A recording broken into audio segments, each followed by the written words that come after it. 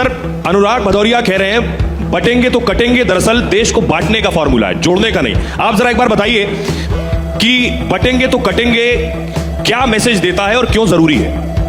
अच्छा मैसेज है, लेकिन देर से दिया गया है, पहले देना चाहिए था। इस देश में सच बोलने वालों को लोग हेट मॉन्गर कहने लगे हैं और झूठ बोलने वाले लोग जो हैं वो इंटेलेक्चुअल कहलाने लगे हैं। 1947 में योगी जी नहीं थे, 10.5 लाख सनातनी हिंदुओं की गर्दन काट के देश भी बटा और सत्ता भी बनी और एक पार्टी ने देश भी लिया। तो सवाल यह है कि बटने की बात जब कही जाती है तो ये उन लोगों के दिमाग में आता है कि वो किसी खास लोगों से कह रहे हैं। देश के तमाम लोगों से कह रहे हैं बटने के लिए, आपके जहन में क्यों आता है कि सिर्फ हिंदुओं के लिए कहा गया है? ये तो आपकी सोच है। इसलिए इस बयान को भारतीय राजनीति में इसलिए ज़रूरी है कि इसी के कारण देश बटा, इसी के कारण कश्मीर हुआ, इसी के कारण केरला हुआ, दिल्ली हुआ। कोई देश का ऐसा कोना नहीं है जहां सांप्रदायिकता का चरम पर हो और लोगों को काट करके, चिल्ला करके, दबाव बना करके। नुपुर शर्मा इसकी जीती जागती मिसाल है। कोई बेटी सच बोले तो एक मजहब के लोग चौराहे चौराहे निकल करके खड़े होंगे और कहेंगे सर तन से जुदा हो जाएगा। उनके सिलसिले में लोग अपना सेकुलरिज्म लेके नहीं आते हैं, उनके बारे में सवाल नहीं पूछते कि भाई ये क्या तरीका है कि अगर किसी ने कोई बात कही आप इंटेलेक्चुअली उसे काउंटर करें। आप तलवार के जोर पर किसी कन्हैया की गर्दन काट देंगे और इस देश के 80 से 90 करोड़ लोगों को डराने की कोशिश करेंगे। लेकिन भारत बदला है और कटेंगे बटेंगे, मैंने पहले ही कहा, यह बयान देर से आया है, अच्छा बयान है, ऐसे बयान आते रहने चाहिए। नहीं सिर्फ 10 सेकंड का, इसके मतलब आप चाहते हैं कि देश के अंदर में हिंदू, मुस्लिम, सिख, ईसाई इनको सबको बांट दें? हिंदुस्तान संविधान से नहीं चलेगा, हिंदुस्तान किससे चलना चाहता है? हमने कहा धर्म के नाम पे, आपके मन में चोर था, मैंने कहा धर्म के नाम पे राजनीति नहीं होनी चाहिए। राजनीति में धर्म की बात होनी चाहिए। आप हिंदू मुस्लिम क्यों करने लगे? मतलब आपके मन में चोर है। आप सुनिए, आप 1947 की बात करते तो 1942 में आप कहां थे? जब देश आजादी का आंदोलन हो रहा था तब आप कहां थे? 1942 में आपने पार्टिसिपेशन क्यों नहीं किया? बताइए आप। तब नहीं बताएंगे आप, तब नहीं बताएंगे क्योंकि आपको राजनीति सूट करती है। आप समाज के अंदर में नफरत की राजनीति करते हैं, नफरत की राजनीति करके आप सत्ता पाना चाहते हैं। यही आपका मकसद है। आपका मकसद जोड़ने का नहीं है, तोड़ने का मकसद है आपका। और ये आप नहीं समझ रहे हैं आप समाज के अंदर क्या बोके जा रहे हैं। आपकी हमारी आप समाज को क्या देके जा रहे हैं? भदौरिया जी सुनिए, 10 सेकंड एक बात होती है, टीवी डिबेट के लिए काफी है भदौरिया साहब। नहीं आप नफरत की बात बोले तो मैंने आपको नहीं, आप एक बार विकास का नाम नहीं ले पाए, एक बार बेरोजगारी का नाम नहीं ले पाए। हिंदू, मुस्लिम, सिख, ईसाई सब बेरोजगार हैं या नहीं? अरे आप करें ना इस काम के लिए, मैं थोड़ी पॉलिटिक्स में हूं भाई। फिर इस्लाम में आ गए, फिर आप मैंने इस्लाम का नाम ही लिया, तो फिर क्या कह रहे हैं आप ही को लग रहा है इस्लाम में तो नाम नहीं लिया। आप ही बोला हिंदू भाई, आपसे बहस करने नहीं आया हूं, उनके फंक्शन पे आया हूं। आप टेलीविजन में नफरत की बात नहीं, आप मुझे बताइए क्या नफरत है? Don't tell me what is नफरत। काटने बांटने की बात, हम सब हिंदुस्तानी हैं, आप नहीं सब एक हैं। आप नहीं है, मैं बोलता हूं आप नहीं है। मैंने आपको नहीं मानता, नहीं मानता आपको मैं।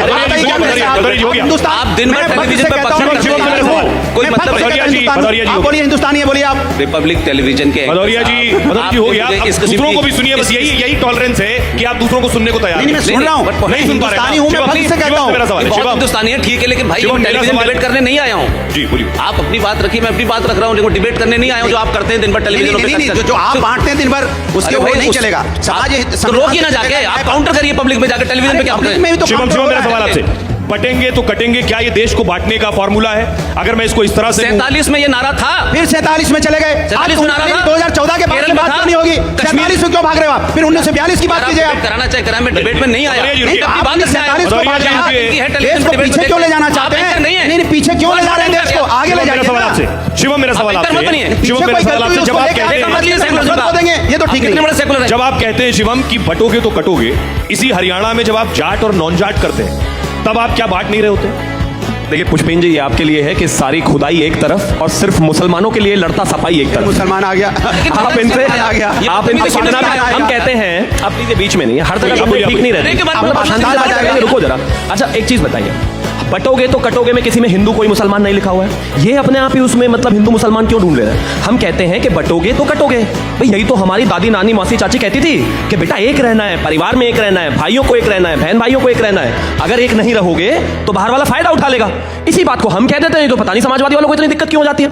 अब आपका जाट और नॉन जाट पर आता हूं। मैं मानता हूं कि भारतीय जनता पार्टी को हरियाणा में 36 बरादरियों ने वोट दिया है। हर जगह जिस जाट बेल्ट डोमिनेटेड जिसको कहा जाता था, वहां भी 17 में से 9 सीटें भारतीय जनता पार्टी को मिली है। तो हम तो जाट नॉन जाट कर नहीं रहे, हम तो अगला पिछड़ा कर नहीं रहे। ये पीडीए वाले जिनके मतलब पीडीए के पूरे फॉर्म में भी अगला नहीं है, वो यहां कहते हैं कि हम बांट रहे हैं। हम बांट नहीं रहे जी, बहुत साफ है।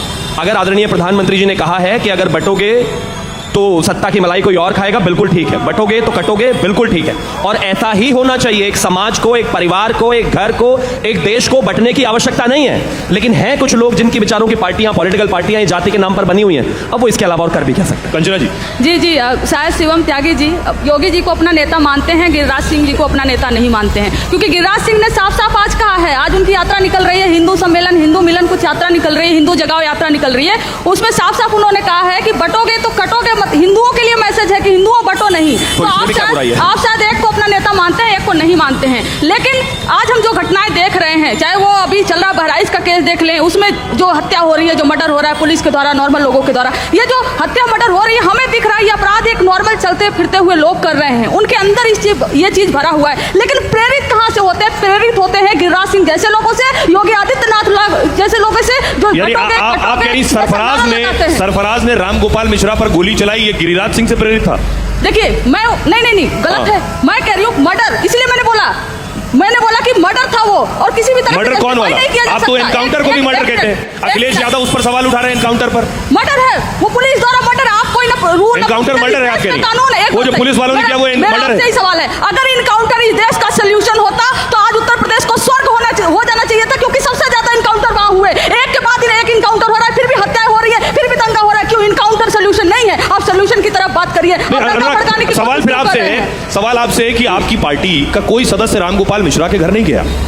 अखिलेश यादव ने रामगोपाल मिश्रा की मौत पर कुछ नहीं कहा, लेकिन सरफराज के एनकाउंटर पर जब अखिलेश यादव सवाल उठाते हैं तो बीजेपी सवाल पूछती है कि आपको एक तरफा दर्द क्यों होता है। इस पे बीजेपी के सवाल का क्या जवाब देंगे? देखिए कमाल की बात है, समाज के अंदर में क्या माहौल चल रहा है।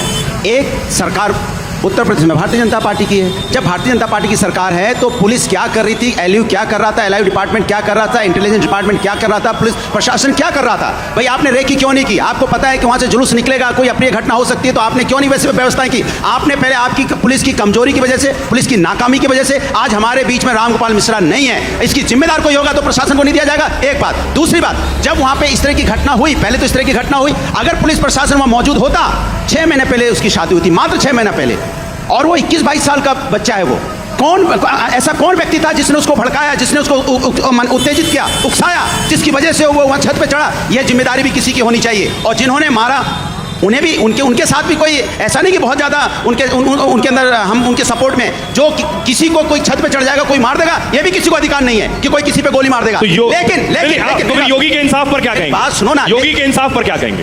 इंसाफ क्या किया? वहां पे दंगा करा दिया भाई।